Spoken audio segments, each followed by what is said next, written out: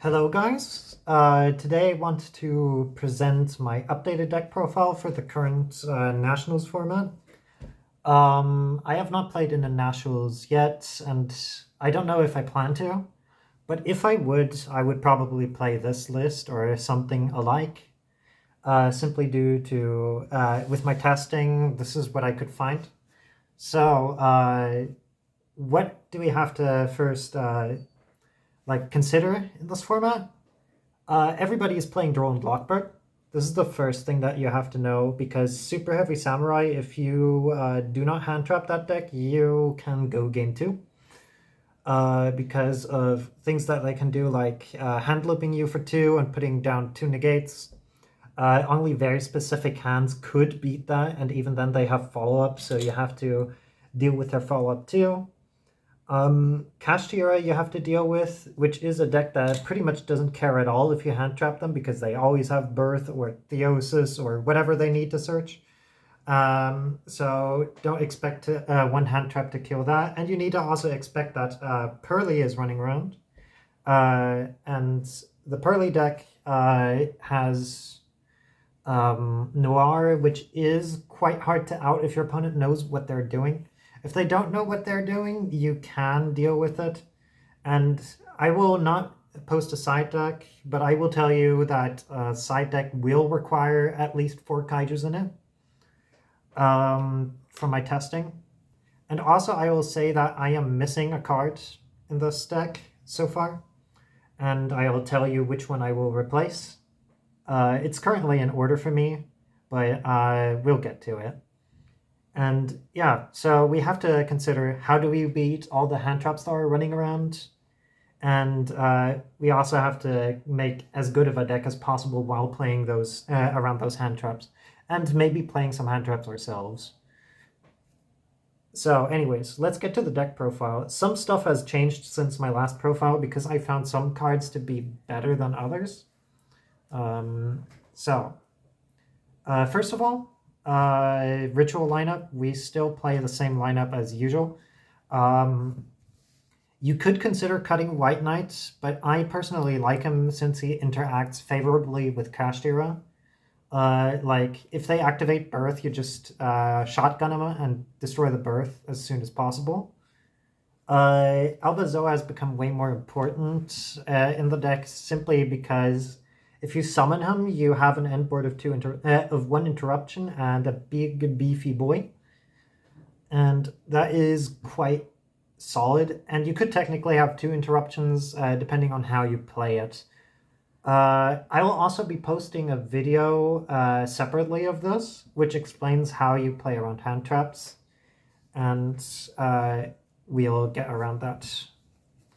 But these are our rituals. You don't need to play any more of them. Playing any more copies of these is only if you really fear Kashtira. And honestly, I don't respect Kashtira enough so that I would play multiple bricks and lose in other matchups. One thing you really have to know is Sprite is still a deck, and as soon as you find out your opponent is on Sprite, there is one card you specifically have to rip out, and that is the Ninja Shadow Mosquito, because Ninja Shadow Mosquito automatically OTKs you if you control an Albazoa. Not much you can do about it except for getting rid of it. Good that they don't play multiple. Otherwise, 1 Fleur. This is just a flex spot, of course. And now for the actual engine. Triple Ecclesia, triple Nadir Servant, and triple Matrix.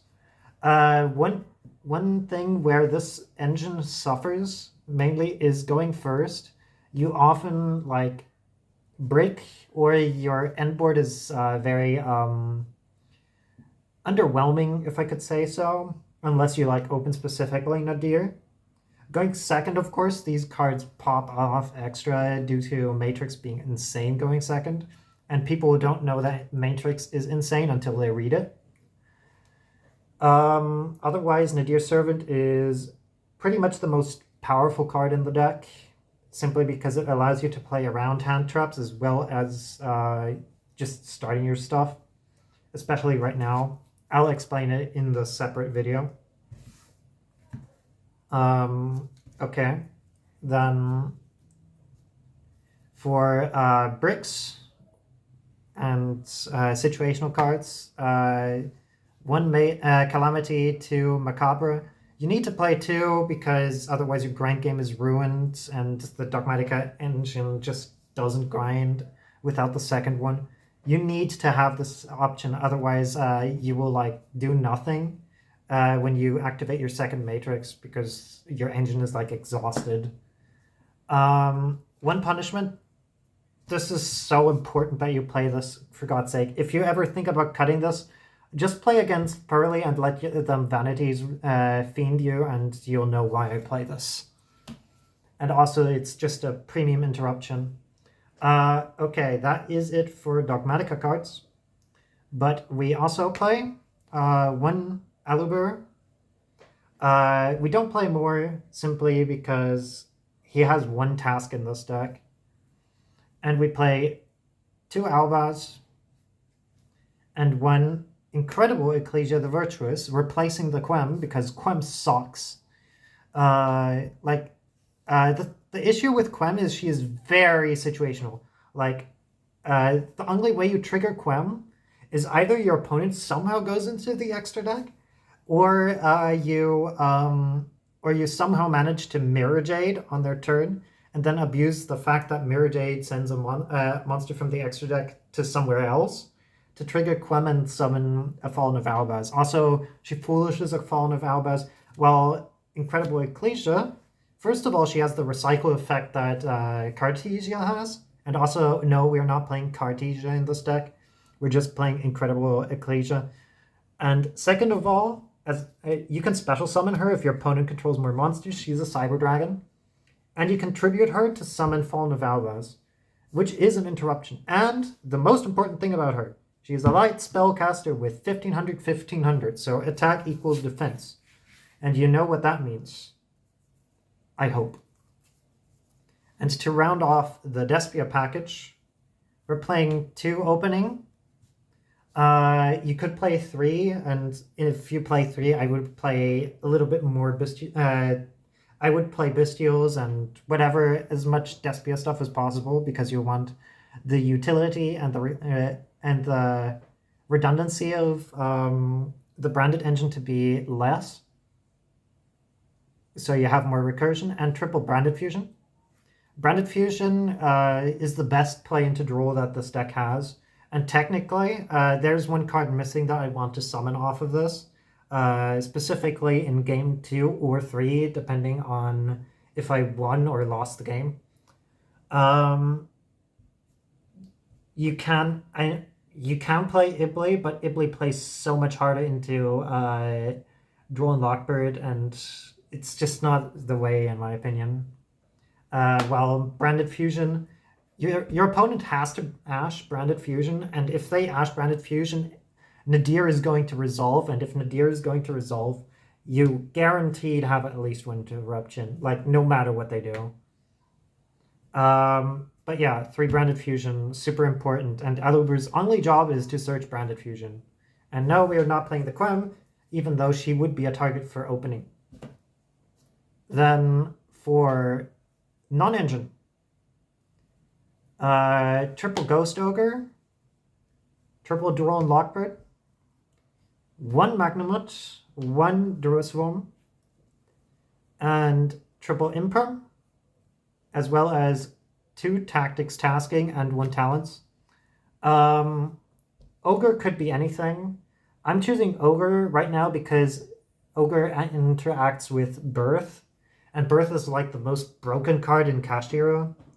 And I just respect Birth so much. The card is absurd and should be limited. Drone Lockbird, you have to play this right now. I hate this card with passion, but you have to play it. The thing what I hate about Drone Lockbird is it's only really broken in the super heavy matchup, and it's only situationally good in the Kashira matchup. Like if they start like with terraforming, Droll is kind of good, but only if they don't have Gamma, and only if they don't have tactics to like ruin you, and if they don't have any hand traps to ruin you. So yeah, that's what I don't like about Droll. But I need to admit, this card, people are playing degenerate combo decks, and this format is absolute ass. So if the format is absolute ass, you sadly have to play this. And I refuse to completely cut Bystials, even though they are very situational and only good into Branded and Mathmech. But playing one Magnamut and the Druid Swarm is just there as a tool to use Magnamut to get a second Bestial Search off of Magnamut, which is very favorable in the Mathmech matchup. And yes, Mathmech is a deck. And otherwise, this Search is a dragon monster, and Albaz is a dragon monster, and this will, like, if a Kashtira player Dimension Shifters on their turn, you use Magnamut to banish the Dimension Shifter and get the Search in the end phase for Albaz. And if you have Albaz, you just have to bait the Arise Heart or whatever, and then you normal summon Albaz and fusion summon into whatever you want. Very important. Imperm, uncuttable. This card is just... It's the only hand trap that doesn't play into these two cards or into Gamma. And it's not once per turn, and it has some synergy with negating columns. Imperm is just the best hand trap in the game right now, in my opinion. And yeah. Also, I wouldn't really count Bystials as hand traps. They're more like everything all at once. But yeah, this is the main deck. For the extra deck, Despia Lulu Validith, you could play two, but I'm playing one first of all because she is for some reason expensive.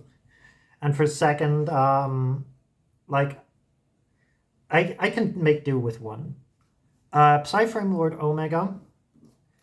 Malong, the boy. This card is so fucking good.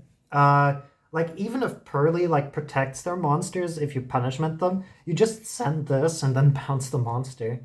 It's pretty dumb. Like it means that punishment always gets rid of whatever you target. As long as it's targetable, of course. 2 Arclights. This is simply due to playing White Relic, you need to play 2 Arclight, in my opinion. The most cuttable of these is probably Omega, simply because games don't last more than like 3 turns right now. And Omega's only good when you get into a grind game, or if you play against your graveyard deck. And right now, graveyard decks have a pretty hard time. Like you would use this against maybe Branded or something to shuffle back their end phase add effects. Those are the synchro monsters. Link monsters. 1 good old Tri-Brigade, Bullcephalus 2. You know what this means, and it's basically just huge. Then for the fusion monsters, the bulk of the deck, 1 Mirror Jade, 1 Albion, 1 Lubellion, the most cuttable card of these, by the way, and 2 Titaniclid, as well as 1 Sprint. Sprint is there to be specifically for Super Poly, or like our version of Super Poly at home, which is Fallen of Albaz on the opponent's turn. 2 Titaniclid is mandatory. 1 Albion, if you could, I would play 2, but this extra deck is so unbelievably tight. Mirror Jade at 1. I'm right now playing the Lubellion, but I would actually play Albion, the Incandescent Dragon, and I will actually show off 1 side deck card that I would be playing for Albion, the Incandescent Dragon. It's Jowgen. Because everybody's playing Floodgates, I'm actually forced to play Floodgates myself. And Albion, the Incandescent Dragon, just summons this guy on like in their draw phase because you want to play around talents but not tasking, and then you just lay it there, and if they don't have like tasking for Imperm, they're kind of fucked. And even then, like, it trades 1 for 1 with Imperm, and even then you just still have 2 interruptions. Otherwise, yeah, 2 Titaniclid, you really need it because of Mirror Jade interactions. You need enough send targets. You're never sending this, by the way. This is literally just there for Super Poly. And Lubellion, this is just, as said, a substitute for Albion the Incandescent. And then the rest. One Garura, you knew it was coming, and 2 Antis. You can play 2 right now because of Malong. And Malong just outs extra deck stuff, while this outs like main deck stuff mainly, which is pretty good. And Malong also outs what's it called, the runic spells, which is pretty solid. But yeah, otherwise I'll just quickly show what you want to do with Albazoa, like if you can summon Albazoa quickly, or like if you can do your Dogmatika stuff right now. You basically just activate Matrix, search for the ritual spell. Also, if you don't open Matrix, I would strongly suggest to respect main deck draw by normal summoning Ecclesia and directly searching this instead of Matrix. It's 1 interruption less, but it is better than 0 interruptions. Or you could just search Punishment if you already have like access to something else.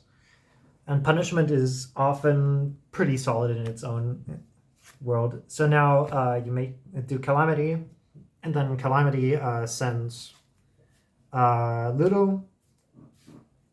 And then you could technically first use Albazoa to trash their extra deck. And as soon as you find out what they play, you could decide to ruin their extra deck even more, which I do against Runic Piles. Because Runic Piles, like, for some reason disrespect you and sends like every Hugin except for 1 because they think, oh, I only need 1 Hugin to play. And then you just rip out the last Hugin with Matrix. Otherwise, just go and send Titanic Light, I guess. Yeah, especially like against Kashtira, you just send the Titanic Light, or against Super Heavy. And in the end phase, what you do is you summon this, and for your search, you just get yourself Fleur. And then if your opponent does anything sus, you just effect, tribute, special summon your Fallen of Albaz. Fallen of Albaz, discard 1 random card, and then you just fuse away into